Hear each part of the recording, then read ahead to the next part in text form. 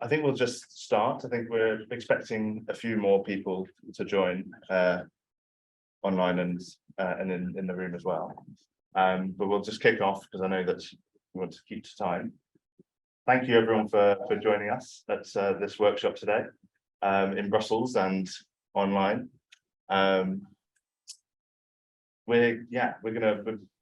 This has been organised by a group of us, part of the SHIFT project, which is looking at cities and how we decarbonise urban areas, how we accelerate the heat transition in cities, and particularly that means in northwestern European context, that means getting off gas. And so, yeah, I'm hoping today we're going to have a really, really interesting discussion about that. The broad outline for today is that we're going to have a few presentations, a few speakers for just over half an hour, and then we'll move sort of after that into small groups and workshops for about 20 minutes or so, and then finish with a bit of discussion and feedback. So we're trying to do quite a lot in quite a short period, which I'm aware of, but hopefully we can still have some really interesting discussions around that. So I'll just briefly introduce the SHIFT project, which may be familiar to some of you, but maybe not all.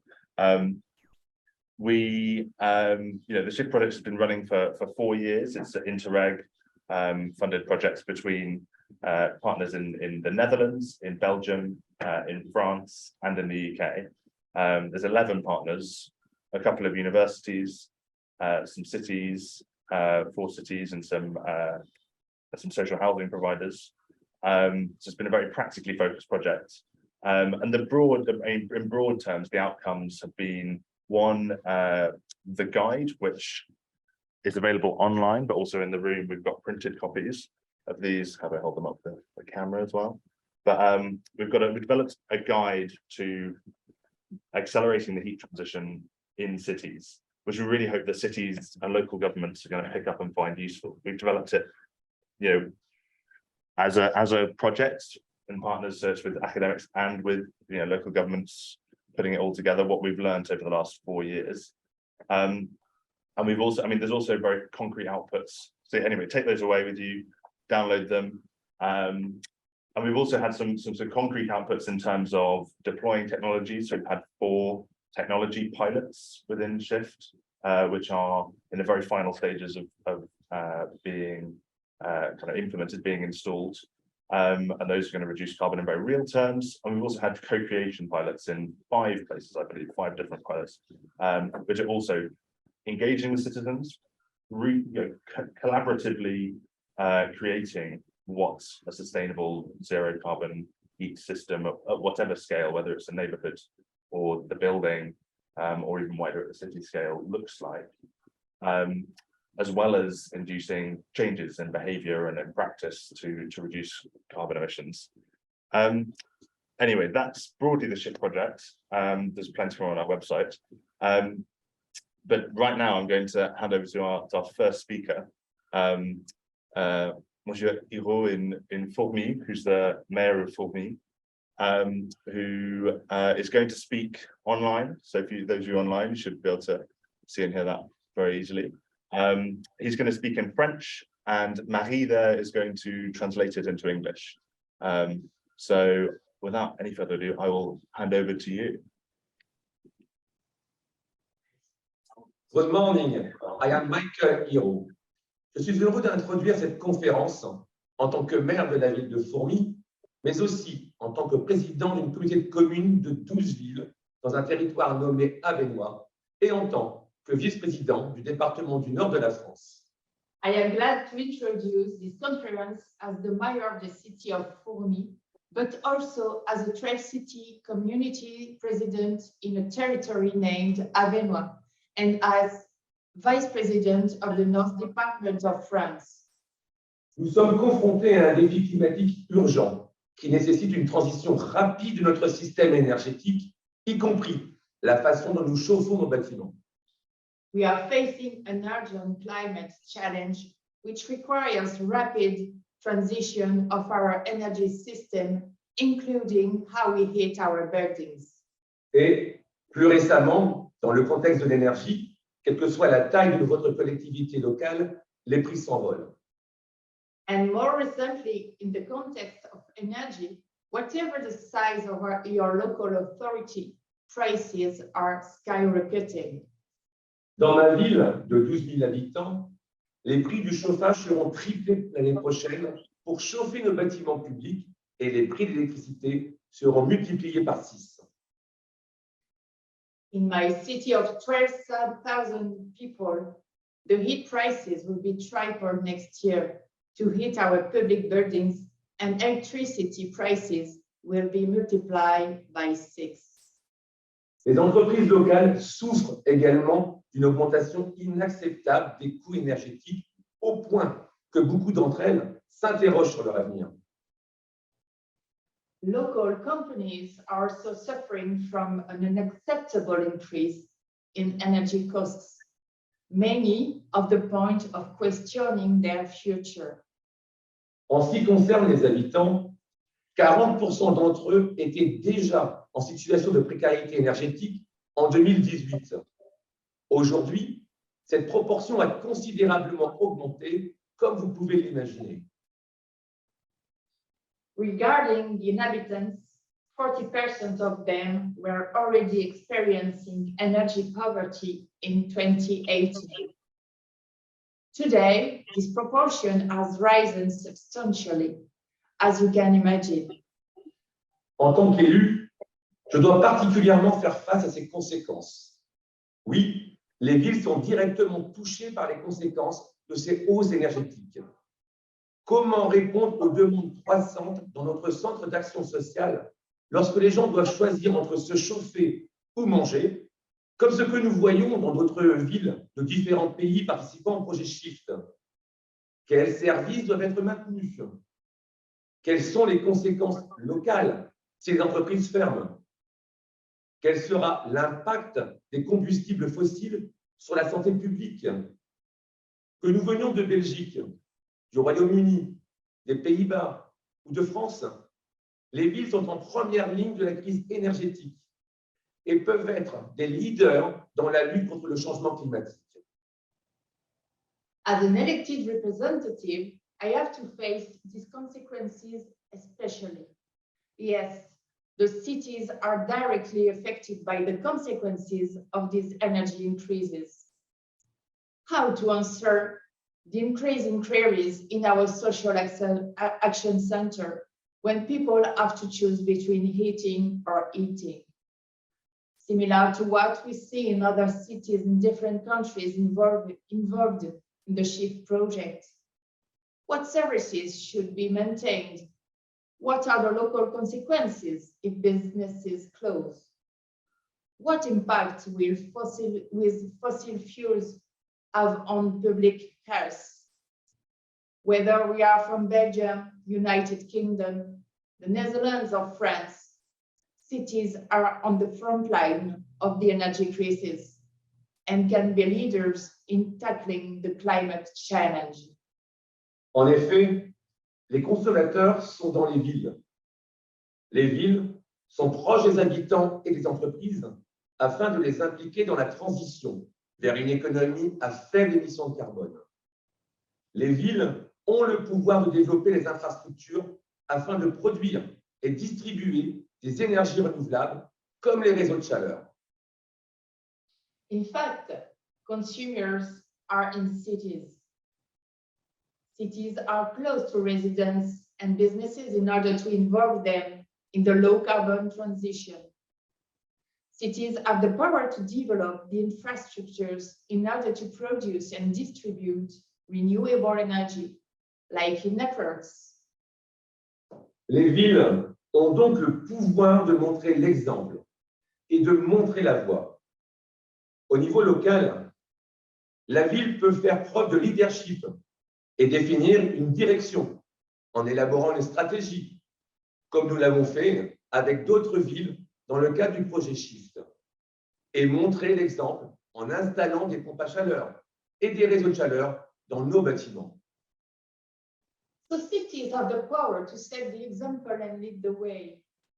At the local level, the city can show leadership and set a direction by producing a strategy, as we and other cities have done within the SHIFT project, and set the example by installing heat pumps and heat networks in our buildings. Il est également important d'accompagner les gens dans ces changements. L'engagement et la co-création avec les quartiers et les parties prenantes de la ville sont donc essentiels. It's also important to bring people along with the changes. So engagement and co-creation with neighborhoods and stakeholders across the wider city is crucial. Une fois que nous avons une direction et que les gens se sentent impliqués et responsabilisés par le processus, les gens ont aussi besoin d'aide. Car changer la façon dont on chauffe sa maison est à la fois compliqué et coûteux. La ville peut rendre cela plus facile en fournissant un soutien et une assistance. Once we have a direction and people feel involved and empowered by the process, people will also need help, because changing how you heat your house is both complicated and expensive. The city can make this easier by providing support and assistance. De plus, à la manière d'un aidant, l'une des principales responsabilités de la ville est de prendre soin de ses habitants.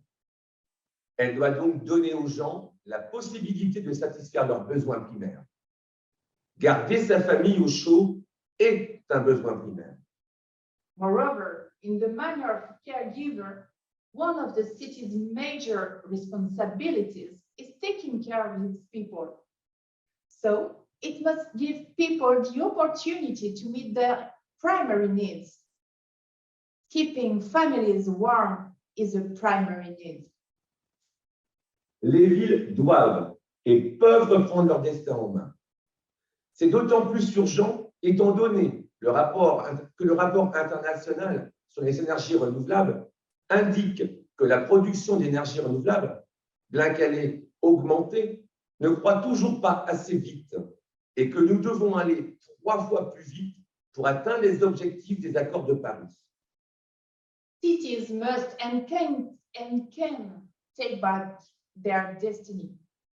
It's even more urgent given the international report on renewable energy indicates that the production of renewable energy, although it has increased, is still not growing fast enough, and that we need to go 3 times faster to reach the objectives of the Paris agreements.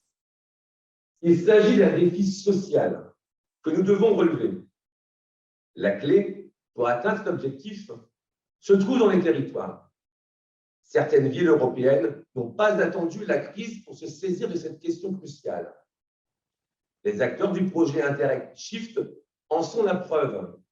Elles ont travaillé sur des solutions pour arrêter de brûler des énergies fossiles, accélérer la sobriété et les économies d'énergie et produire notre chaleur localement. We have a social challenge here that we must take on. The key to achieving this objective lies on the territories. Some European cities have not waited for the crisis to take up this crucial issue. And the SHIFT Interreg project stakeholders are proof of that. They have worked on solutions to stop burning fossil fuels, to accelerate sobriety and energy conservation, and produce our heat locally. Tout ce travail ne pourrait pas et ne peut pas être fait sans tous les acteurs de la ville, car ils sont les utilisateurs finaux. Et la stratégie énergétique ne peut être définie et réalisée sans l'adhésion et la participation des citoyens. Encourager et permettre les expériences et l'innovation, ainsi que rassembler et coordonner les parties prenantes locales, est également un rôle important que les collectivités peuvent jouer. All this work couldn't and can be done without all the city stakeholders, because they are the final users, and the energy strategy can be defined and realized without the citizens' buy-in and involvement. Encouraging and enabling experiments and innovation, as well as bringing together and coordinating local stakeholders, is also an important role that local government can play. The programme Interreg SHIFT. Le programme Interreg SHIFT incarne pleinement cette nouvelle vision de la transition thermique à faible émission de carbone. Nos amis anglais, Place for People, ont travaillé avec leurs habitants afin de fournir de la chaleur à partir d'énergie solaire photovoltaïque. Nos voisins belges ont expérimenté le rassemblement des parties prenantes locales dans des coalitions de chaleur afin de créer un plan d'action commun et en développement un chauffage sans carbone pour les logements sociaux. Nos amis néerlandais ont développé un nouveau système énergétique pour un bâtiment public qui servira d'exemple à d'autres. Et en France, dans ma ville de Fourmies, nous avons lancé notre premier réseau de chaleur alimenté par des déchets de haies. Nous avons tous voulu travailler au plus près des usagers pour les aider à réduire leur consommation d'énergie et à consommer de la chaleur renouvelable. SHIFT Interreg program fully embodies this new vision of the low-carbon heat transition. Our English friends, Places for People, have worked with their residents in order to provide heat from solar photovoltaic power. Our Belgian neighbors have experimented in assembling local stakeholders in a heat coalition to create a shared plan of action and in developing zero carbon heating from social housing. Our friends in the Netherlands have developed a new energy system for public building, which will serve as an example to others. And in France, in my city of Fourmies, we have launched our first heat network fed by waste from hedgerows. We all wanted to work as closely as possible with users to help them reduce their energy consumption and consume renewable heat. Et nous travaillons tous à la réalisation d'actions concrètes qui permettront de réaliser notre stratégie thermique locale afin de développer la chaleur renouvelable. Des solutions concrètes existent donc et les villes sont prêtes à aller plus loin. And we are all working on delivering concrete action which will realize our local heat strategies in order to grow renewable heat. So concrete solutions exist and cities are ready to go further. Pour aller plus loin, il faut notamment apprendre les uns des autres et reprendre les bonnes idées que d'autres villes ont testées.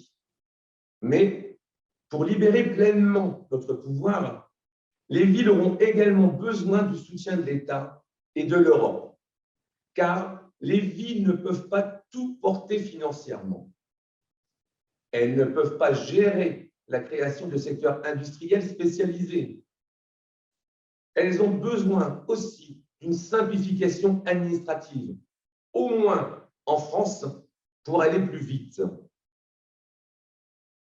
Part of going further is in learning from each other and taking up good ideas which other cities have tried and tested. But to fully unleash our power, cities will also need states and European support because city cannot carry everything financially. They can't manage the creation of specialized industrial sectors. They need administrative simplification, at least in France, to move forward more quickly.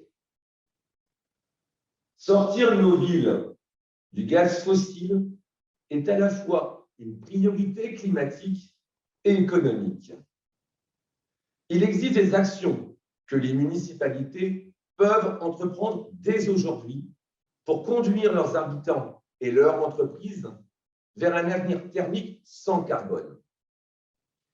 Je suis convaincu qu'en travaillant ensemble, entre les villes et entre les régions, et en apprenant les uns des autres, nous pouvons accélérer la transition vers la chaleur renouvelable.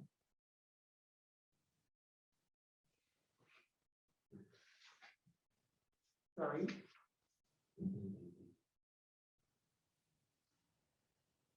So concrete solutions exist and cities are ready to go further.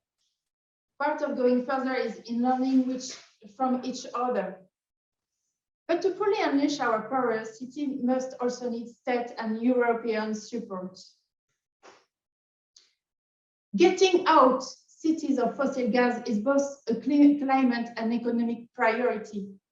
There are actions that city government can take today to lead their residents and businesses toward a zero carbon hit future. I am confident that by working together between cities and across regions, and from learning from each other, we can accelerate the renewable heat transition. Great. Thank you for your attention. Thank you very much, Monsieur HIRAUX and Marie for translating. Some really interesting thoughts on the role that cities need to play or can play in the heat transition that we're really only at the start of, I think, and that link with the current economic climate is obviously particularly pertinent at the moment. Yeah, I think that's really raised everyone's awareness and attentiveness, both in consumers and politically, to really, we're in a huge window of opportunity, I think, right now to accelerate. So all food for thought, where, as I say, after two more speakers, we'll be having some, we'll be breaking into the groups just to discuss things, just to say that the couple of topics, and it might not be a lot to cover in the workshops, but those focus topics are on the tables in the room, so you've got some suggestions what we're going to talk about, and I think everyone online was emailed that just before the meeting with a link to a Google Doc which has the topics that we're going to discuss. If you want to have that in mind as we listen to the next speaker, Thomas Hopp, who's come from TU Delft to talk to us about policy. Thank you, Del. Just get this up.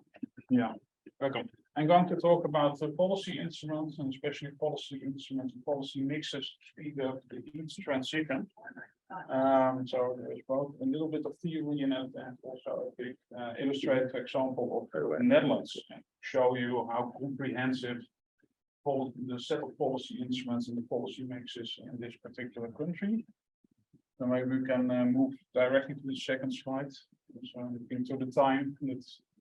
So basically, I would like to start with a bit of history. It all originates basically in the 1970s, following the first and second oil crisis, which led to sparking heat prices, next to, of course, gasoline, as you can see on the picture. But it raised a huge awareness. People became aware about the importance of energy saving, lowering energy demands. And it was not just individual people and citizens who basically organized themselves in home energy saving clubs. It was also policymakers, of course, and the national administrations that took action to basically protect the people from those spiking gas prices and all the negative externalities. In the Netherlands, for instance, they started the National Insulation Program, with thermal insulation targeting 2.5 million homes. At the time, there were about, I believe, 14-15 million people in the Netherlands. So it was a huge amount in both the social housing sector and the privately owned housing sector. And in the end, of those 2.5 million homes, 72% was reached, 1.8 million homes. This was basically done through huge government incentives with big subsidy programs to go along with facilitative policy. That brings me to policy instruments. Please, can we go to the next slide? Policy instruments, basically, what it means is basically all means the government can use to induce change. In this sense, induce change towards reaching a sustainable green heating system, which covers both heating and technology like heat pumps or connection to the district heating system, but also lowering energy demand by installing a thermal insulation. Then typically different types of policies. So you have discernment, so that's communication, and you have stick, that's regulation. If you don't listen, there will be a penalty. And of course, there is a carrot, the economic incentives. But next to that, there are also other types of policy instruments, like by multilateral agreements, like covenants and performance agreements, and infrastructure and more. And what you typically see in practice is that a mixed combination of different policy instruments are implemented to have a societal impact. We can go shortly to the next slide, which is about policy instruments.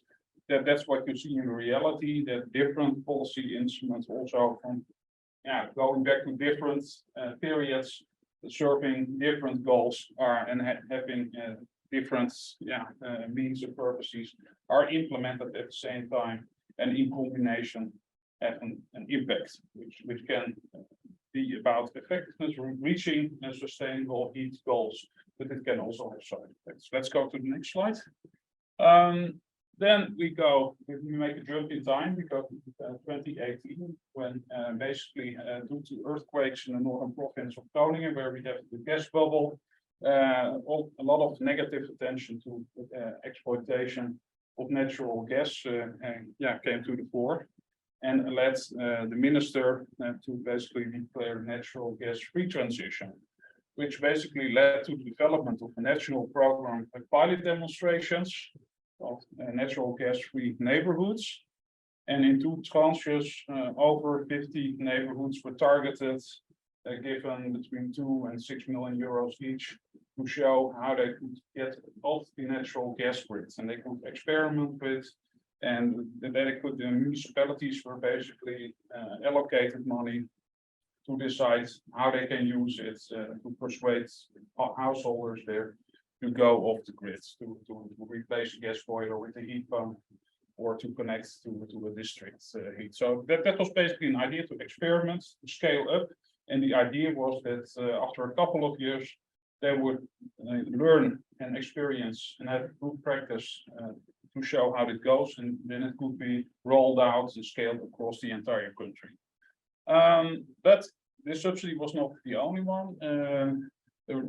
All municipalities were also tasked to have their own heat visions, transitievisie warmte. So together with local stakeholders, like the grid operator, but also citizens and housing corporations, they could basically develop visions and pathways on how to go from, let's say, an incumbent situation to a situation in which local energy systems were green. To support this, there were local energy counters, municipalities had civil servants, and collaborating with citizens, providing energy ambassadorships and advice on how people could move to a sustainable home. And there were also subsidies and fiscal incentives available to support this. More in general, there was the SDE++ scheme to stimulate renewable energy and let's say sustainable sources that could be connected to heat systems, especially applicable to DH systems.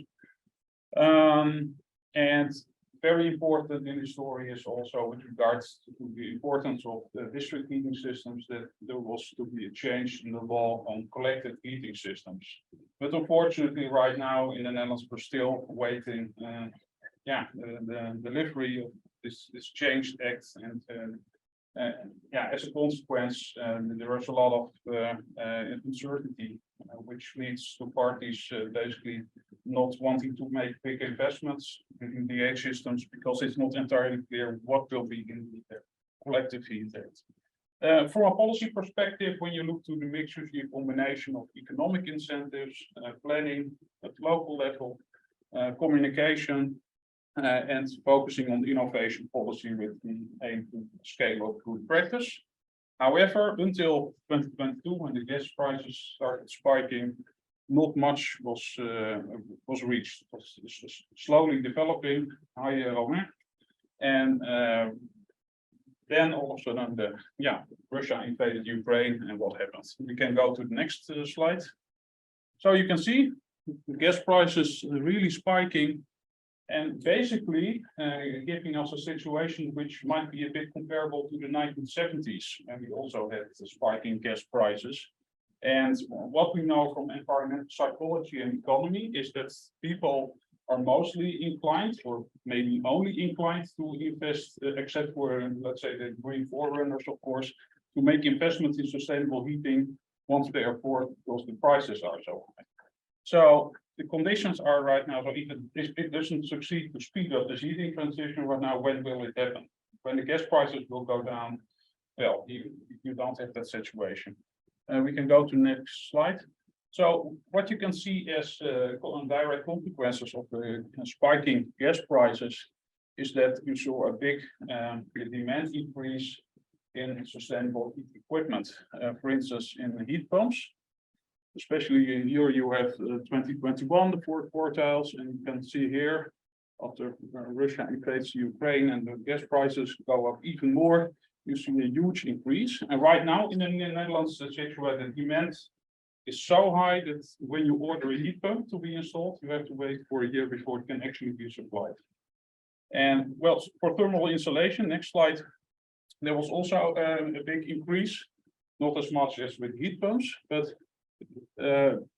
let's say the use and the penetration rate of different insulation measures for homes was already increasing over years, but since last year it's also been spiking, and in most cases because of this this spiking gas prices, but in part also to the availability of subsidies, fiscal incentives, and a lot of communication that's out there. And that's also in big part due to efforts of the municipality. Let's go to the next slide. However, you can see with increasing thermal insulation and heat pumps being installed, you would think that, well, things are going pretty well, but unfortunately, there are still a lot of those in society who are underserved. So in the Netherlands alone, there are over 550,000 households in fuel poverty. In the UK, it might be up to 6.7 million even. It's incredible. And next to that, there are plenty of tenants who are in cold homes, poorly insulated, and they would like to have change, but they are fully depending on the landlord, who is not willing or not capable of enacting change. Then there are also many low-income homeowners who would like to invest in a heat pump or having better thermal insulation installed, but they don't have access to finance. So they are also underserved, and if we have a cold winter, they will sit in the cold. Let's go to the next slide. However, the Dutch government, national government, came up with our new with the new ministers, De Jonge, but also Jetten. They come up with new ideas for greening the built environment, increasing energy performance, and they basically came up with the idea: we learned from the 1970s and the early 1980s, we want to have a new national insulation program. And yes, again, we will target increasing energy performance of 2.5 million homes. We will want to reach this by 2030. And the question is then, will they achieve it, or in the former case, did they met 72% of the goal? Next to this insulation program, there's also a focus on hybrid heat pumps. By 2030, there must be 1 million homes hybrid heat pumps. And the idea is also to fully phase out gas boilers. And after 2026, in the Netherlands, when you want to change your heating system, you have to get rid of your gas boiler, and you need to install at least a sustainable option, most likely a hybrid air heat pump. Then there is a neighborhood approach under the direction and facilitation. Local governments, local stakeholders are encouraged to plan and make investments in sustainable heating. And that also means that municipalities, like in Middelburg, they have 2 people working on the heat transition. They need to get more capacity to act. So they need more finance from national governments. And that's also part of the program. Let's go to the next slide. So what you see there is, incentivization of policy. And the policy mix is also expanding, not only focusing on economic instruments, but also taking into account more regulation and standardization to really phase out low energy efficient homes and also unsustainable heating options. Let's go to the next slide. However, is this the only thing what is happening in the Netherlands? No, it is not, because currently there is a lot of citizen action. So low civil energy collectives, renewable energy collectives, they want to take action themselves via citizen self-governance. And there are citizen collectives like this one in Enkhuizen, and I think Martin is out there. He's among those who are here.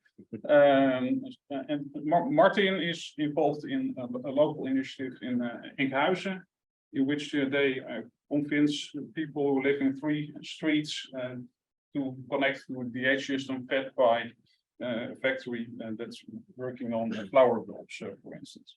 And it's supported by buurtwarmte, part of Energie Samen. Energie Samen is the federation of Dutch energy cooperatives. And they have a platform and intermediary organization that supports development and scaling of local thermal energy communities. And Buurtkracht is roughly working on the same. And Jura Ierland of Buurtkracht is also here. And in SHIFT, Buurtkracht has been applied successfully in Middelburg.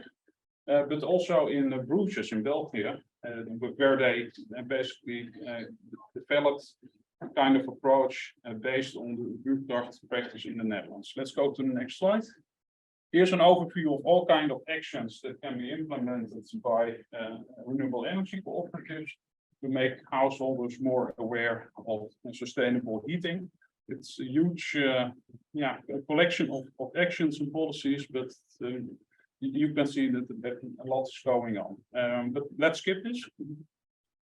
Finally, I would like to inform you about, let's say, a policy mix, or what I would call a policy pathway, combining different policy incentives, to a large extent implemented by the city of Bruges, the municipality, but also including a local citizen collective approach. So basically it starts with information evening that people from a neighborhood Ossenbroek are invited and informed about the benefits of sustainable heat and investing themselves and the benefits of having a green home. Then thermal renovations can take place, so they are made aware about the energy performance of their own home. And if it's very red and you know there's a lot of thermal loss, you might consider doing something about this. Then they are brought in contact with energy ambassadors in the neighborhood, so active citizens with lots of high knowledge about sustainable heating and what you can do to improve energy performance of your home. Then there's a kitchen table talk between the energy coach and the homeowner. And if they decide to do something, of course, they make a business model out of it, and then a subsidy applies, which makes it more feasible, which in the end might lead to the installation of a heat pump and thermal installation. So this is a bit how it goes in practice. It's a good practice from Bruges. This is how I would like to end. Thanks for your attention. Great. Thank you very much, Dylan. Great. Thanks for that very quick overview of policy that cities can and already are taking in lots of cases. And I think what part of what we're trying to achieve going forwards is trying to encourage more cities to inspire them or to help them to identify how they can take action. There's a lot more detail on the sorts of things that Tom was talking about in the guides that we've got. So there's two of the modules are about different types of policy instruments, financial and then non-financial. But yeah, in terms of what cities are doing, I think now we'll turn to our final speaker this morning, Vinnie from Middelburg, who's going to talk to us about implementing new technologies. Yeah, thank you very much. I would like to share with you some insights on the large amount of actions and pilots that we implemented during the SHIFT project, together with all partners and more specifically in Middelburg. Yeah, you can go to the next slide. You can divide the different actions in 3 work packages. The first one is the heating strategies. that were developed in Mechelen, Bruges, Middelburg, and Fourmies. So each city developed his own strategy, but together we put all the learnings together in the guidelines that are around here, that Callum also already mentioned. So we can learn from it, and also other implementing partners can learn from it. The second work package is about co-creation pilots.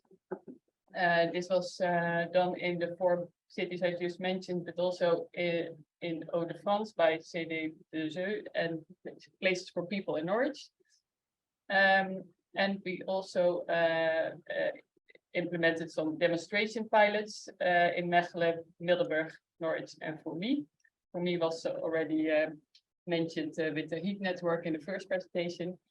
And then we have the University of Exeter and the Delft University of Technology, who are actually researching all these activities and make sure that we learn something ourselves, but also that other implementation organizations can learn from what we did the past years. So for Middelburg, next slide, please. If for the people who don't know where Middelburg is, it's in the Netherlands, in the southwest province of Zeeland. It's the capital of the province. We have reached 50,000 inhabitants last week. Special moment. We have 53 square meters, and it's known for its historic city center, and it's a very nice tourist attraction. So you're all welcome to visit. But we did some quite some actions in Middelburg itself. You can go to the next slide. We worked on a number of pilots. To start with, we are making one of our sports and community centers gas-free and energy neutral.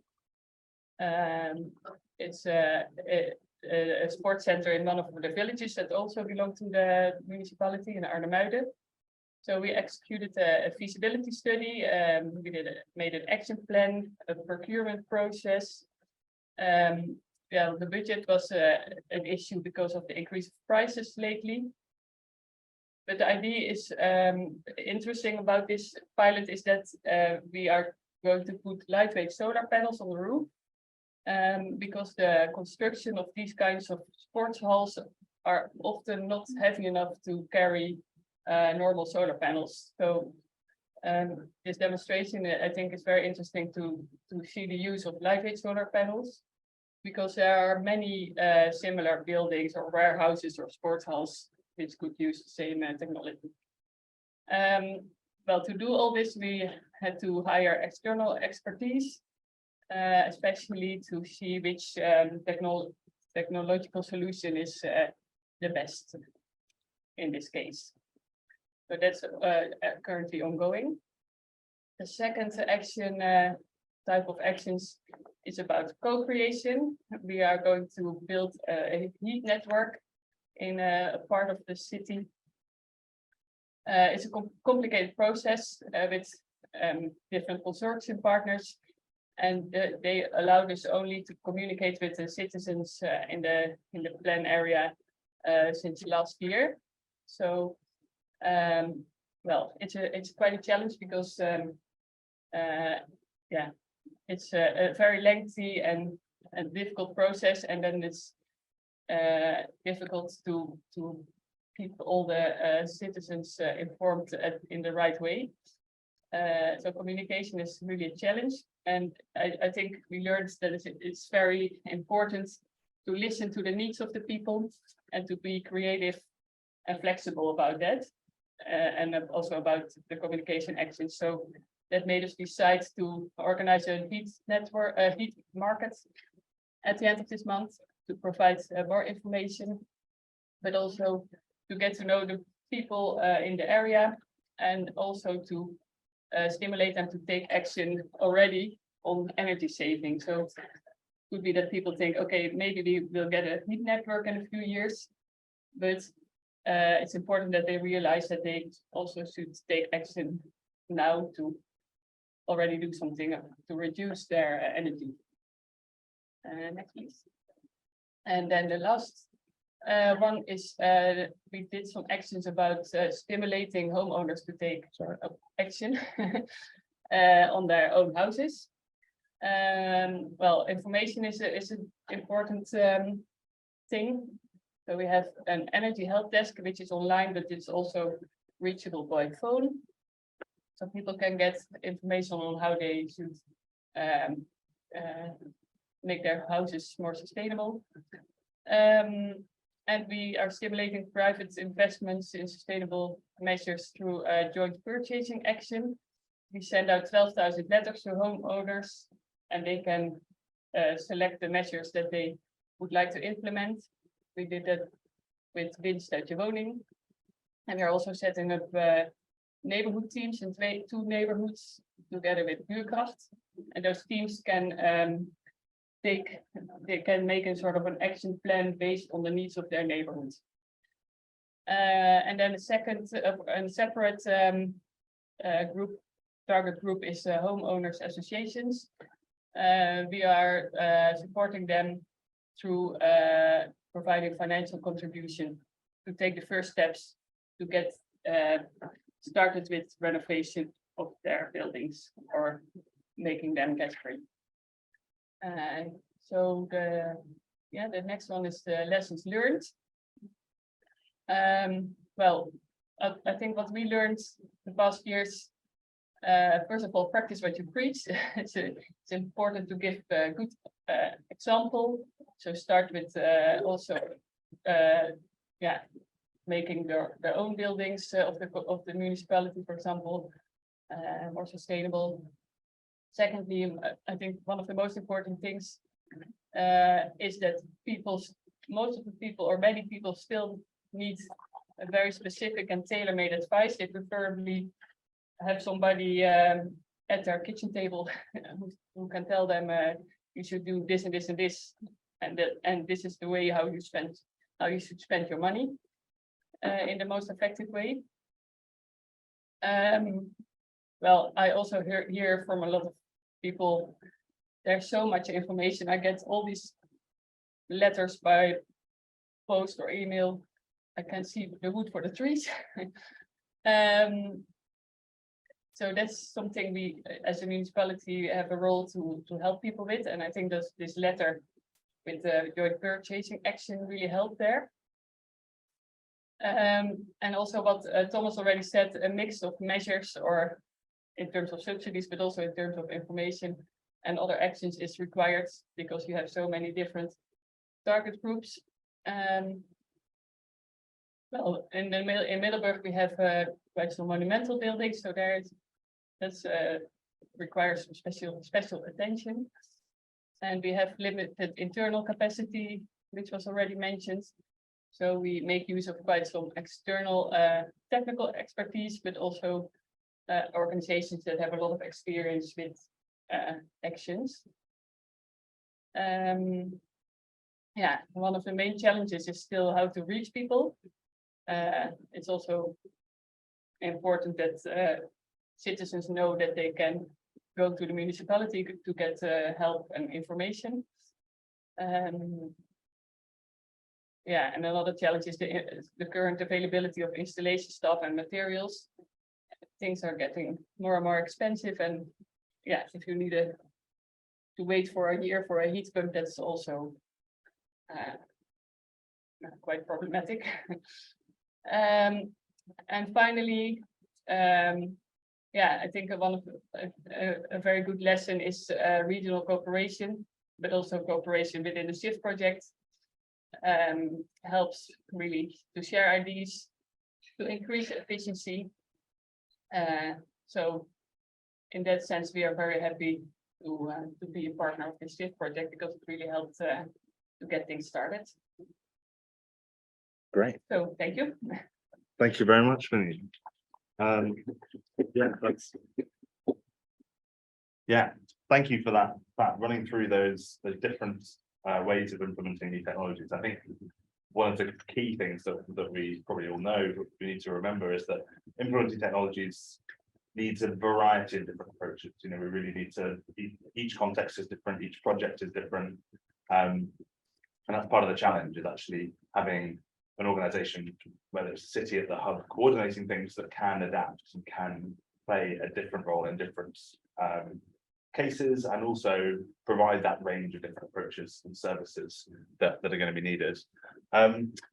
So with the remaining 40 minutes, we've got 35 minutes. Apologies for that running slightly longer than I anticipated, but we're going to break up into small groups. So online, you'll be assigned to a breakout room, and in the room here, we'll form two groups, maybe around 2 of the tables. And we're going to consider those, there's 2 broad topics that we've got listed, which are available online. Debbie will share that, the document in the chat as well. So you can kind of try and record what's discussed in the breakout sessions, just keep some notes. So we've got a Google Doc, as I say, online. In the room, we've got some Post-its. I'm going to bring a big piece of paper over, we can write. There might not be time to talk about both topics, so maybe in each group, pick the first topic, and if there's time in 20 minutes, get on to the second. I'm aware it might be a lot to cover. It might be more interesting to go into one in more depth. So just feel how that goes. But just try and keep some rough notes, and we'll then come back together for 15 minutes at the end and share some thoughts and maybe have a bit more discussion with everyone. But yeah, I think that's, it's just lots of things that have come up in those presentations, which hopefully will feed that, as well as your own experiences and knowledge. Great. If you've got any questions, I mean, are there any questions now? I mean, we could have broad questions, but I think we're wanting to get stuff into the working, these sort of breakout groups. Any clarification questions online? No. No. Okay. Right. Well, yeah. Well, let's take 20 minutes. There is also coffee outside for those in here if you need a caffeine hit. Well, yeah, we'll come back together in about 20 minutes. Great.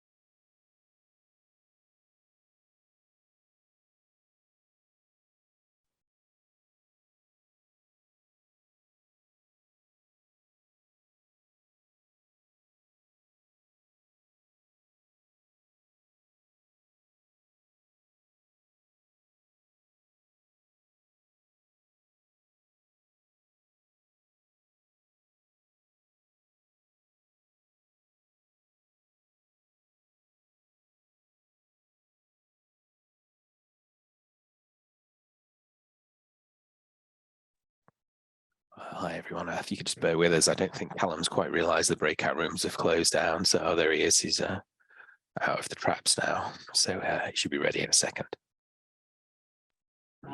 Hello, everyone. Sorry about that, lost track of time.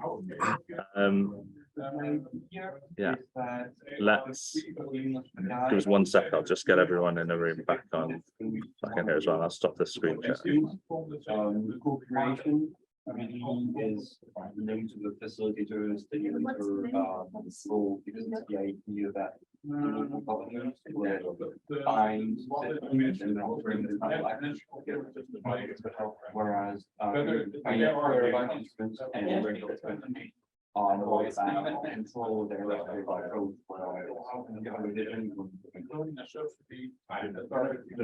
Bring this back to a central discussion. Yeah,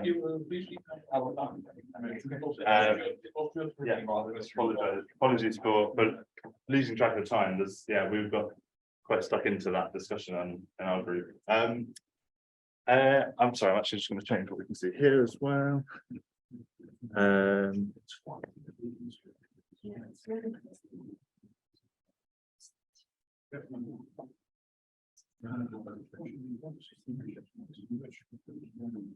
Okay.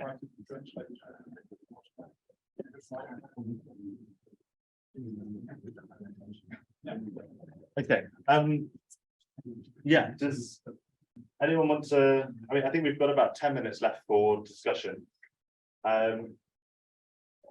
Maybe we start on that first topic of roles. I don't know what everyone spoke about, but does anyone have any kind of thoughts maybe online first? If we start there, some thoughts about the roles that cities can take or should take. They might take a minute to type, so maybe we can start with the room with one round of room first. They can also speak. They can speak there. I mean, people are welcome to unmute and contribute. Please. Yes. Yeah, please. Yeah, I can talk. Okay. I mentioned for Bruges that, like Winnie said, give the good example, insulate city buildings. That's a very, these are very good actions to undertake as a city or a municipality. We are in Bruges, we are doing it as well. And at the same time, we are preparing the buildings to connect to district heating as well.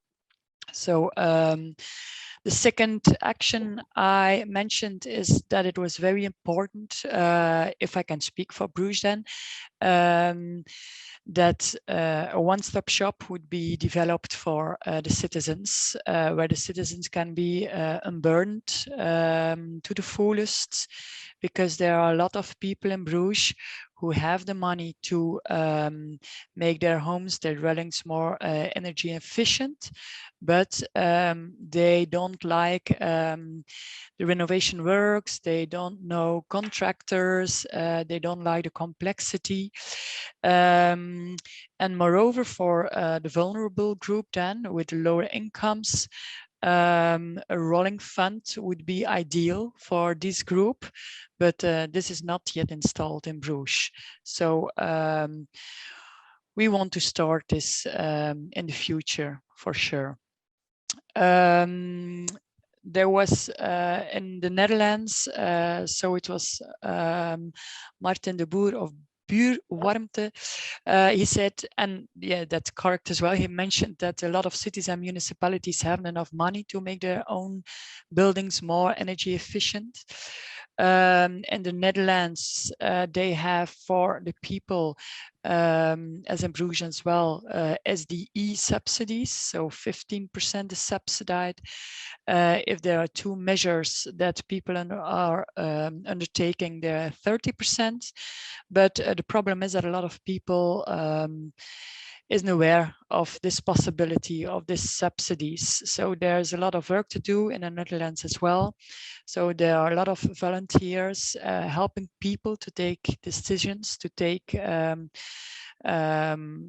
explain the subsidy possibilities, for example. So in Buurwarmte, they are starting with, they have started now with an information round with to put a gas boiler on 50 degrees. So communication is a very important one, very important action.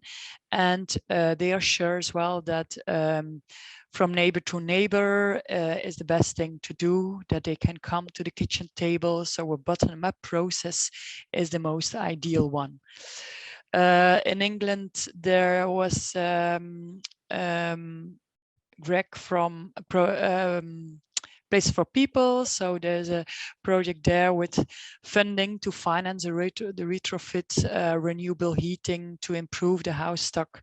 So make the energy efficiency more accessible for people. And then the second question, yeah, we hadn't a lot of time for this, but what are, excuse me? Just focus on the first question, and then I'm just aware we don't have a lot of time, so maybe we just. Okay, so this was these were the answers for the first question. Thank you very much. Yeah, I think some really interesting questions, really highlighting how there's a whole range of roles that local or municipal governments can take. That this is very different to the electricity transition, where it was really just, you know, some in the UK case particularly just some national subsidies, and the network has dealt with a lot of the broader transition questions in lots of ways. And actually here, local government, there's a lot of non-financial roles here. That's a lot of extra capacity. Does anyone else have any other group? Was there another group online, or any individuals with thoughts? Hi, Callum. Yeah, so our group, I think there was a shared sort of conclusion from certainly from the UK and Netherlands about how, because you need this local action, you need to support local government, and how basically a lot of local governments just don't have the resource to support this. So it's either one person's job, or that one person may have moved on and not been replaced, and the task of trying to help decarbonize the city and working with citizens is left to somebody who's already overstretched quite often. And we thought that was something that needed to be addressed, and I would have framed it in terms of decentralization of power, but also budget. But that seemed to be a fairly common theme, and I think that probably gels with the conclusions we've drawn in SHIFT. Yeah, good point. Any more thoughts online or in the room? Yeah, we also had a group, Callum. Yeah. This is Corné from Places for People, and we discussed especially the role of the government. So what would we expect from the government? We think that there's a strong role for the government in terms of giving direction to the market, where to go, have a clear energy strategy. So not only electricity, but also heating, because it will influence the choices that are made on a different level. One of the examples we discussed is there's a lot of talk about hydrogen. The infrastructure for gas is suitable for hydrogen, but if there's not a clear choice made for hydrogen, what would you do as a housing provider? You still wait and see what the government is doing. So acting as a director and also a facilitator, providing support to all the stakeholders that you need to involve in the transformation. Those were the most important elements we discussed. Great, thank you. Yeah, really interesting stuff. Anyone in the room with thoughts about all this stuff? Yeah, go on.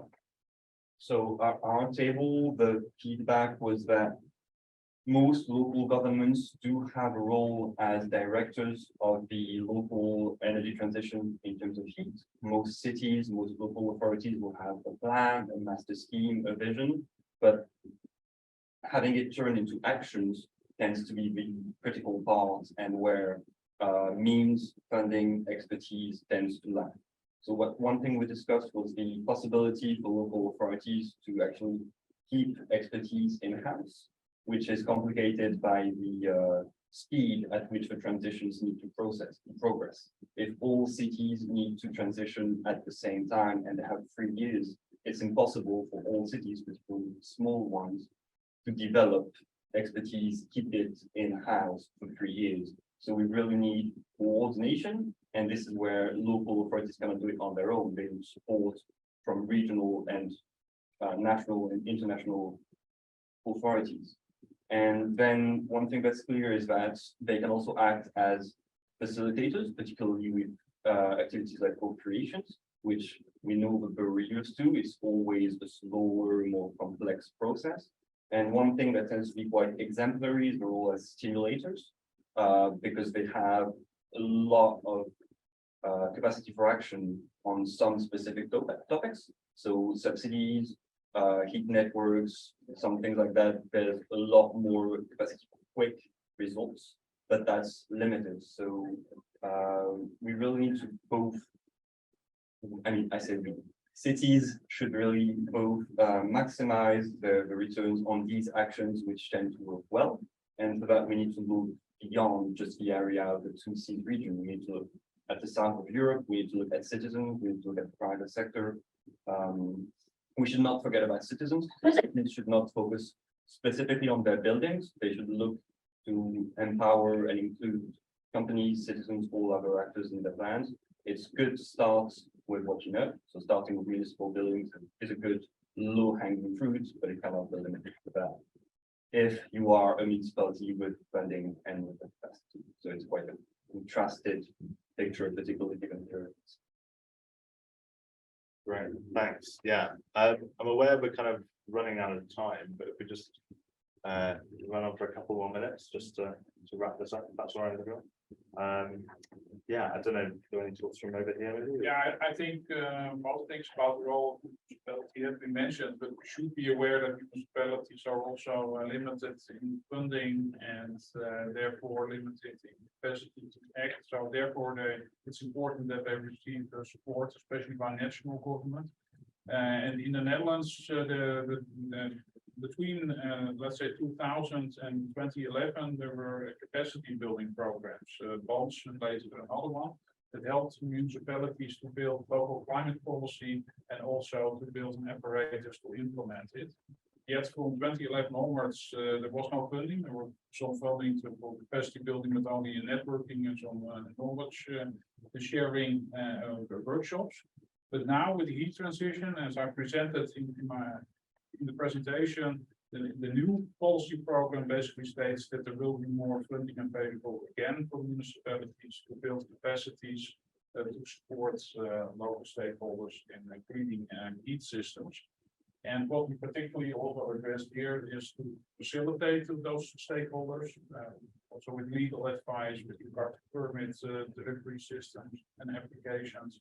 But also awareness raising to citizens, the help desk, and supporting citizen energy collectives, bottom-up grassroots initiatives, because they rely on volunteers.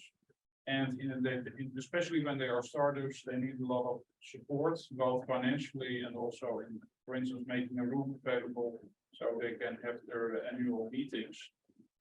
So this facilitation of citizen actions and collectives is also very important, as well as finding the right energy ambassadors and embracing good practices from other municipalities, like the city of Bruges in Belgium, learning from Middelburg, which is the Dutch initiative.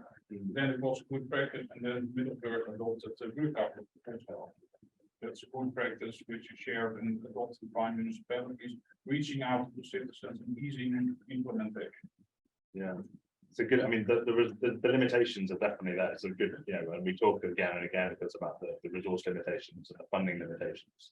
And I wonder whether, I mean, I think the current energy crisis has really brought into sharp relief the co-benefits of the heat transition. I think they were always there, but it's made them more politically visible than actually taking action to renovate houses and to ensure a more secure energy supply or heat supply in particular, but even more broadly, and also to install, you know, renewable heating.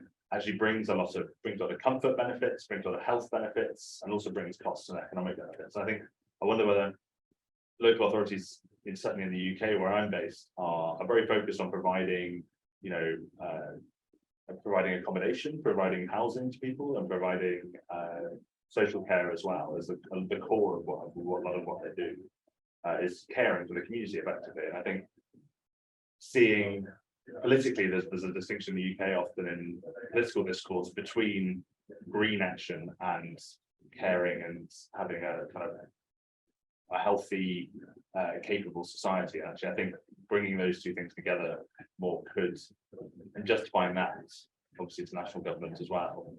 You know, really the heat transition should be, you know, should on that basis be at the core of a core element of what local governments do, just on the basis that it brings these long-term benefits across the board. I think that's a kind of interesting. There are two things more I would like to mention. First, we should not forget about the role of the European Union with its directives, for instance, the revised renewable energy directive, which is currently transposed into national legislation, but will also in implementation play out on processes that will take place at the local level and have an impact on municipalities, local stakeholders.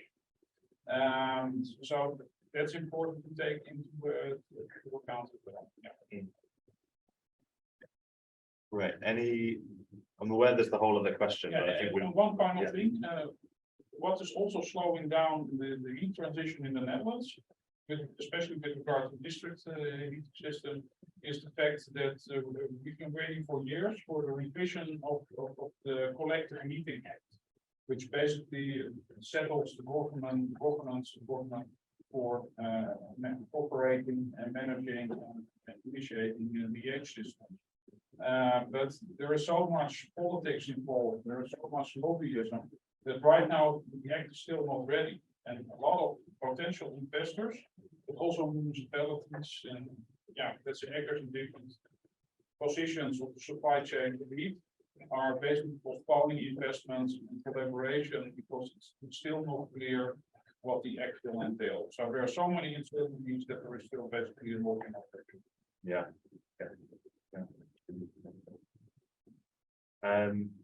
Great. I think given it's 5 past, I'm going to wrap it up just so that people probably have places to go. But thank you everyone for coming on and joining in this workshop and putting aside an hour and a half and more to be here. Thanks to all our speakers for speaking as well.